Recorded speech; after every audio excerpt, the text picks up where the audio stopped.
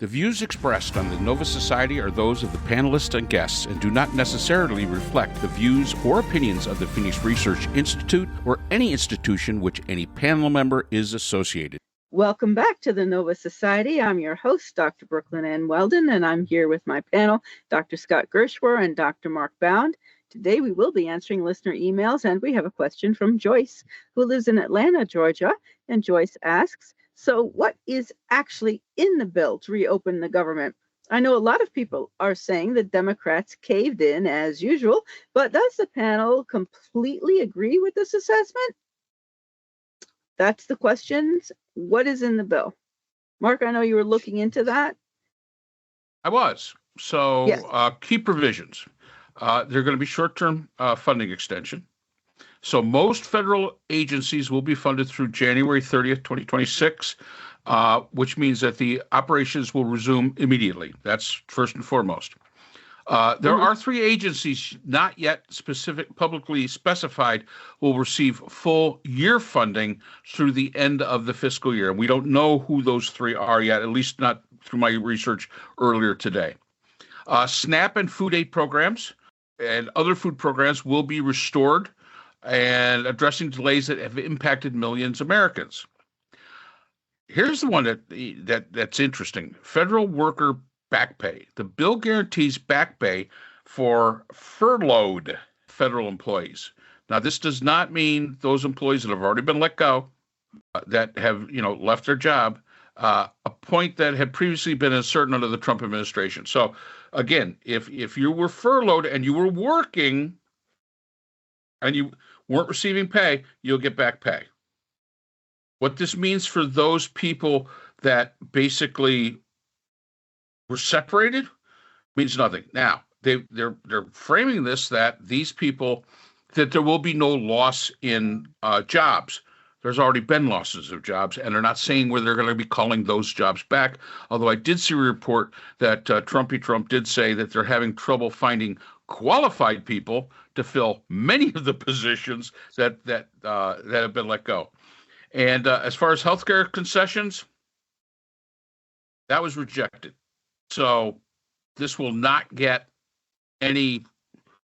If your ACA payment goes up, oh well, get over it, because nobody's going to address that. So, and that was the thing that basically they caved in.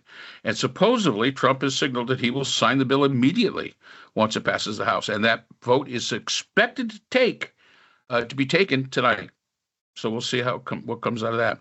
Yeah, and we are in agreement that the Democrats did cave, or the 7 Democrats and the 1 independent. We had discussed this earlier, that this was just a relinquishment of responsibility for nothing. I mean, and the funding, I thought this was short-term funding and that we would have to do the whole thing, we the people or the government shut down. It would happen again in January.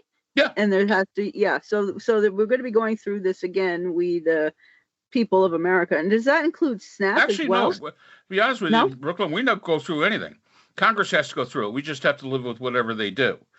And yes, There will be 3 agencies that supposedly will be funded throughout the fiscal year. Okay, but we don't know what those are. I do not know what they are. Actually, I do. Scott does. 3 of them: agriculture, military construction, and the legislative branch get full year funding. Everybody else is going to be up for review in January 30th. So agriculture is SNAP, apparently. That's the USDA. Of course, the military, that would include, I'm sure, no doubt, ICE. Well, they got full funding anyway. And of course, the legislature, that means Congress gets paid as they have been, whether they work or not. So we would not expect them to lose anything at any time. Right. And it's not military, it's military construction, which is kind of interesting. But military construction. There was also this matter of THC.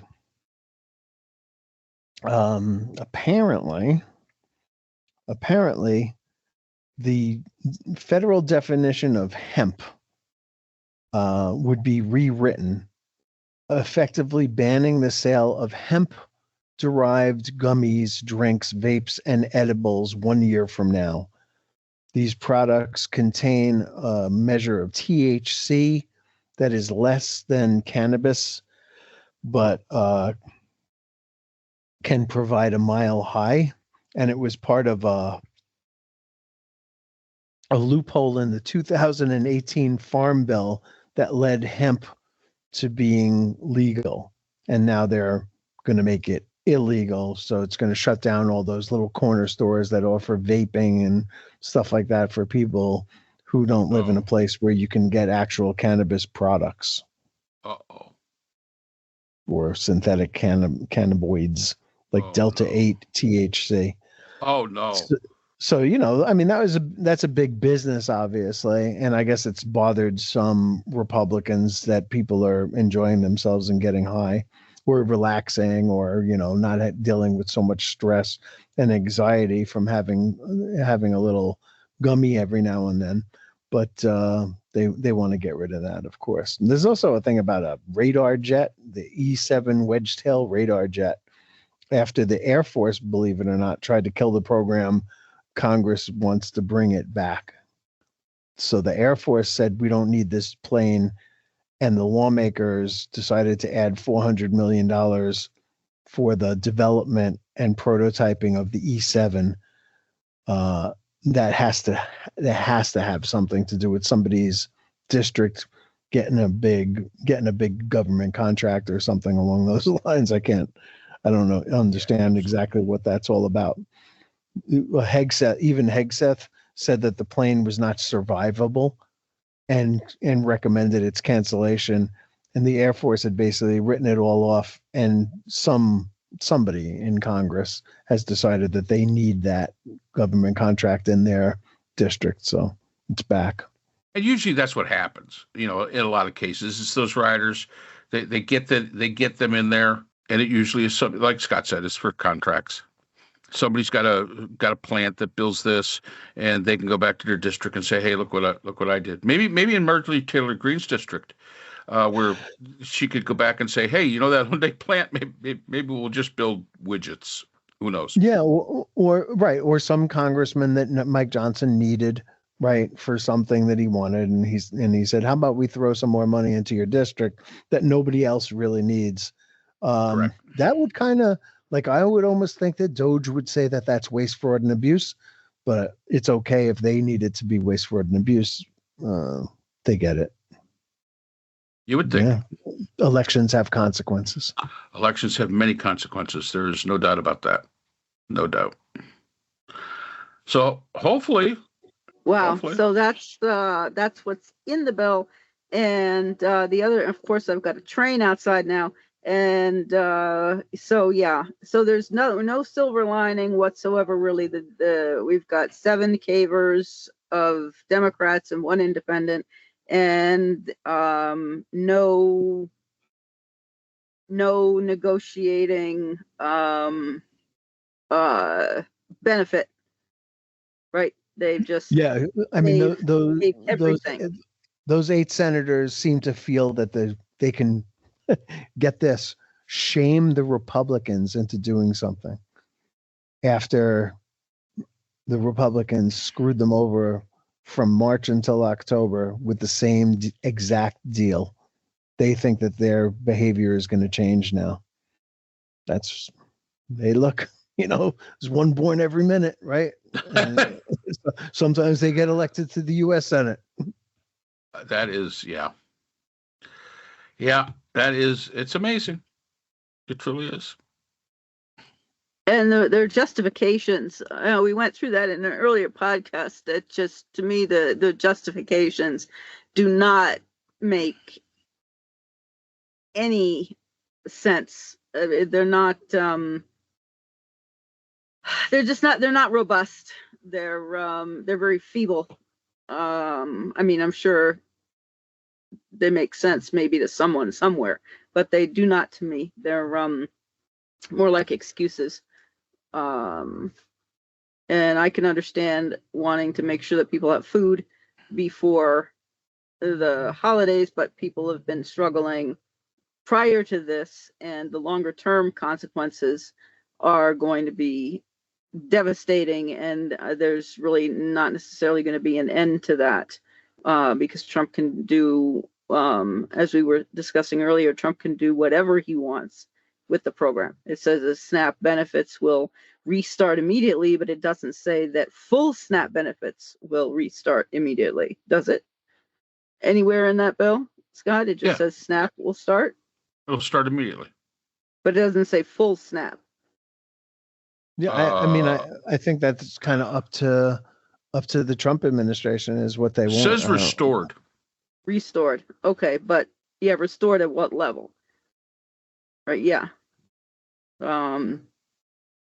So yeah, it I just looking at the language from before where, oh yeah, we're going to get rid of all the criminals. Well, anybody who's in the United States, whether a person's visa has expired or whatever, if you're here without paperwork, or if you're here in the process of getting your citizenship and you don't have that final stamp yet, you're illegal. Even though you're going through the process legally, if it's not finished, you're still here illegally.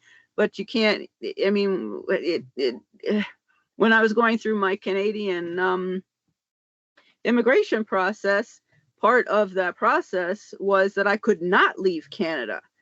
And until certain papers until certain parts of the process were completed. And so, I mean, there may be stipulations. I don't know what the immigration process to the United States look like, but there may be stipulations in that, in the process that says people cannot leave the United States until certain steps have been taken and certain paperwork completed. And I and others were thinking very naively that criminal meant someone who had committed assault with a deadly weapon, who had committed homicide, who was a danger to society, and that person would be sent home, repatriated, not sent to a third-party country, not sent to a gulag in another nation, and certainly not just rounded up willy-nilly, including American citizens, and it just disappeared the way ICE has been treating people. So, but that's a criminal according to the Trump people. So when they say restored here, that I don't have any confidence in what that word actually means because they're not defining it. Right? There's no definition anywhere. Not that I can see. Yeah, that's a problem. Well, again, we're left with having to wait and see what this supposedly entirely transparent administration is exactly talking about, because critical words are left undefined. Right. And look, before the Democrats snatched defeat from the jaws of victory, Trump's reputation had gone to an all-time low. He's now below 40% approval rating. So, I guess that was working too well for Democrats. They wanted to do something about that to destroy it and bring him and try to find a way to bring him back above 40%. But look, there was a lot of time left for him to continue to say and do crazy things, and hopefully at some point or another the American people will catch on. I don't know what the delay is there exactly, because it seems very obvious to me that this guy is just out of his mind. Yep.